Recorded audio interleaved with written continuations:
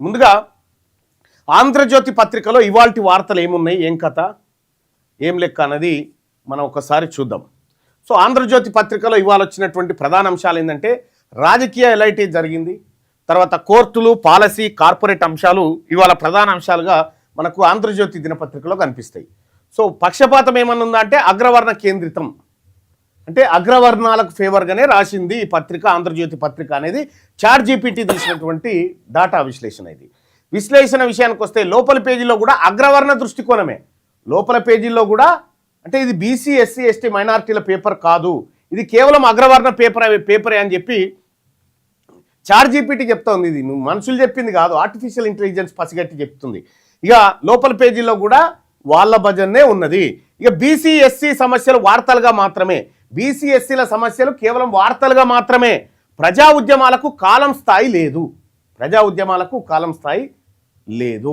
అంటే లోపలి పేజీల్లో కూడా అగ్రవర్ణ దృష్టికోణమే, అగ్రకులాలకు సంబంధించినటువంటి దృష్టికోణంతోనే ఉన్నది అనేది లోపల పేజీల్లో కనిపిస్తున్నటువంటి అంశం.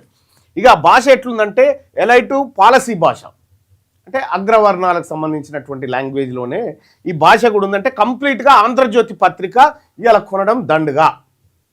ఆంధ్రజ్యోతి పత్రిక ఇది అగ్రవర్ణాల పత్రిక, బీసీ, ఎస్సీ, ఎస్టీ, మైనారిటీ వాళ్ళు ఈ పత్రిక కొనకూడదు అని చాట్‌జీపీటీ సలహా ఇస్తూ ఉంది. ఇవాళ సామాజిక న్యాయం పైన ఎంత శాతం ఫోకస్ పెట్టిందంటే 5 రేటింగ్లలో కేవలం 2 రేటింగ్స్ మాత్రమే చాట్‌జీపీటీ ఆంధ్రజ్యోతికి ఇచ్చింది. ఇక బీసీ, ఎస్సీ, ఎస్టీలకు ఎంత స్పేస్ ఇచ్చిందంటే అవుట్ ఆఫ్ 5లో 2 స్టార్స్ ఇచ్చిందంటే చాలా పూర్ అన్నట్టు. ఇక ప్రభుత్వ విమర్శ ఎట్లుందంటే 1, 2, 3 3 స్టార్లు ఇచ్చింది.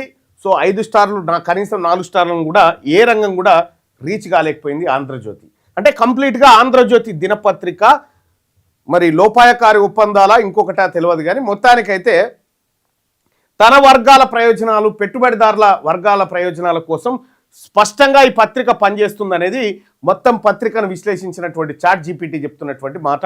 ఇది ఆంధ్రజ్యోతి భాగవతాన్ని చాట్‌జీపీటీ చెప్తే